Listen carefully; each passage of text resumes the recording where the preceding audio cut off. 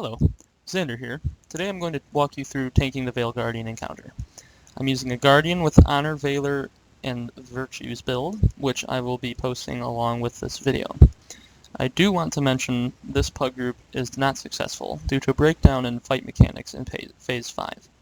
However, I decided to use this footage anyway because we did nearly complete it.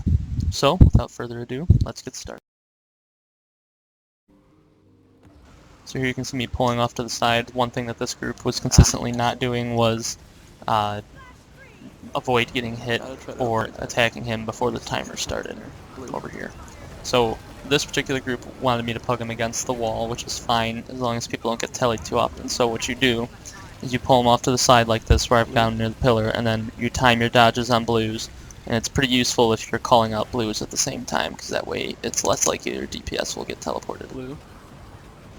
And it goes on like this for a while, you know, people calling out blues and greens, just doing the basic fight mechanic.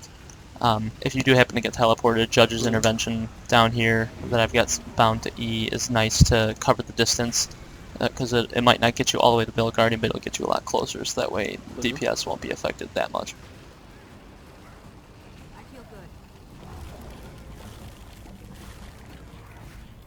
Blue.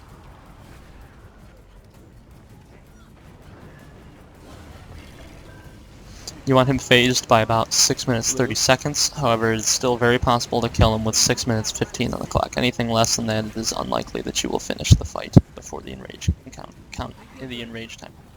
Blue.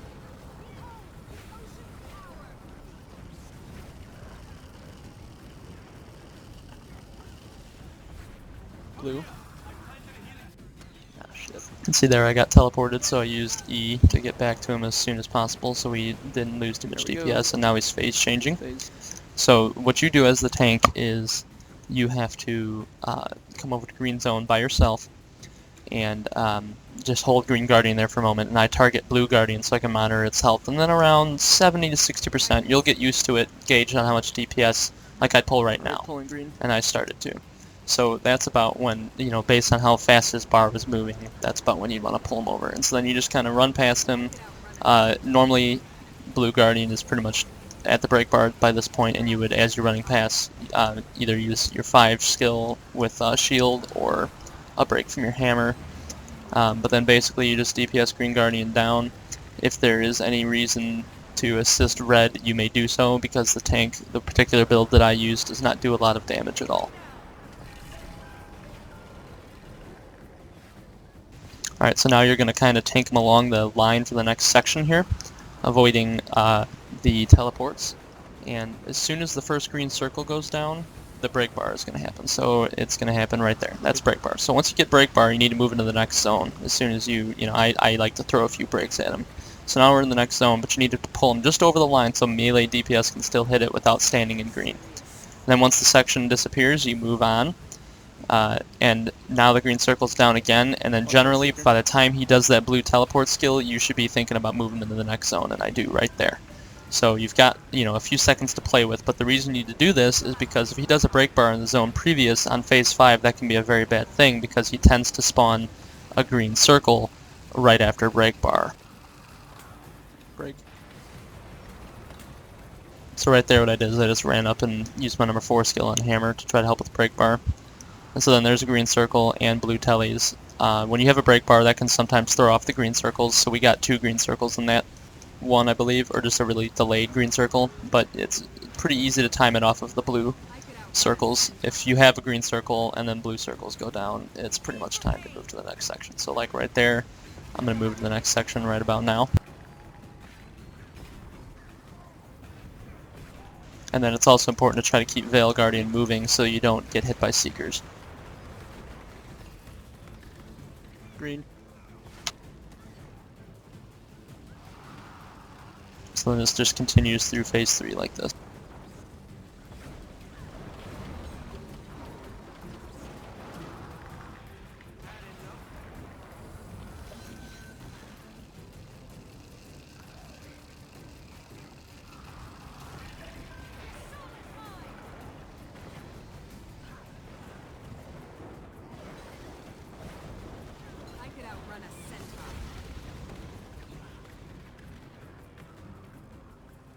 Oh, come on. I hit it with an accident. And that will happen occasionally if you are too close to the line. You'll get a green circle on the wrong sector.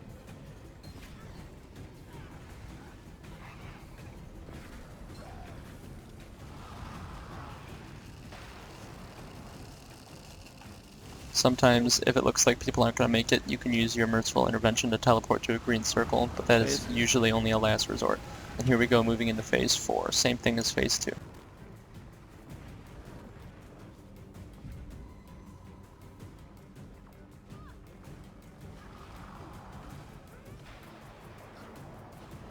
Let him move about now.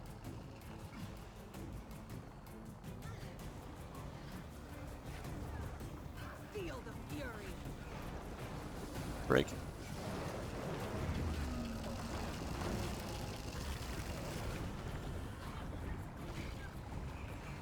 Blue.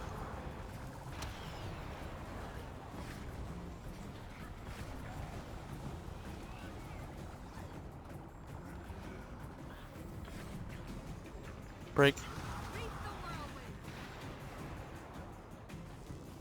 Okay, so now in Phase 5, it's going to be pretty similar to Phase 3, except that the speed is a little accelerated. So as soon as you see a green circle, you need to move him. So I dodge right there and then pull him into the next sector, and he's going to break bar right there. And this is good because then you have a much less chance of getting a green circle in the zone previous. And then as soon as you see another green circle, it's time to move to the next phase. In Phase 5, you pretty much have to consistently move.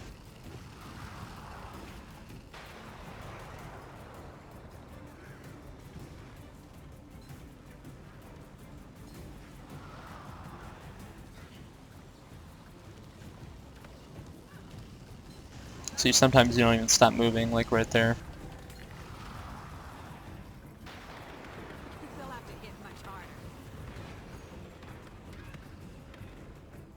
So there's a green circle, so I'm gonna, once it gets a little closer, I'm gonna backpedal into green.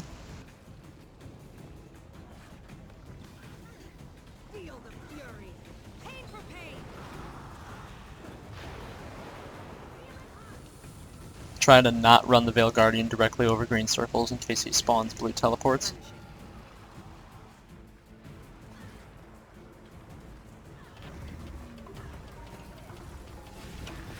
Break.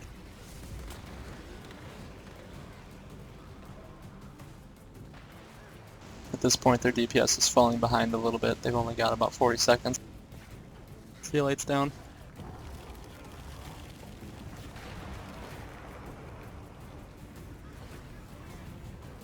Yeah, that zone. This was pretty much what killed them here. They had about, 3 or 4 people trying to revive our Tempest, and when that happened, they lost a tremendous amount of DPS. It probably would have been better just to let them die and focus on DPS. Because this fight comes down to trying to kill him past Enrage, and the down DPS was almost enough to kill him. We lost a lot of DPS by reviving him.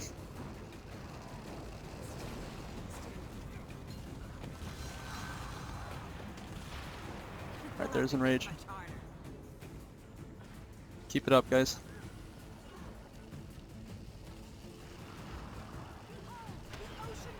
Come on, down DPS, go! Yeah, see, here's where we ended up trying to down DPS, but then he went into a break bar phase, and it just wasn't in our favor this time. But you got to see it pretty much completely to completion there. Realistically, there's not much left. Banner. So, what I was about to go into there was, unless we had a banner, not to try to revive somebody that's in a lit up section and sacrifice all those people. Because nobody died, but for that like 5-10 seconds, we lost pretty much half the party's DPS, which is why we ended up dying, because we were too far into the enrage timer, and the auras and the sections and everything just starts hurting, obviously, by 200%. So I hope that was helpful. If you have any questions, let me know. I will be posting gear, traits, and weapons along with my utilities if you couldn't make it out in this video that I use. You can also use a Chrono Tank, don't know how effective that is. And you can also use a Necro Tank, which is very effective. And if people would like that build as well, I can post that in the future. So, thank you for joining me. And remember, group together, win together.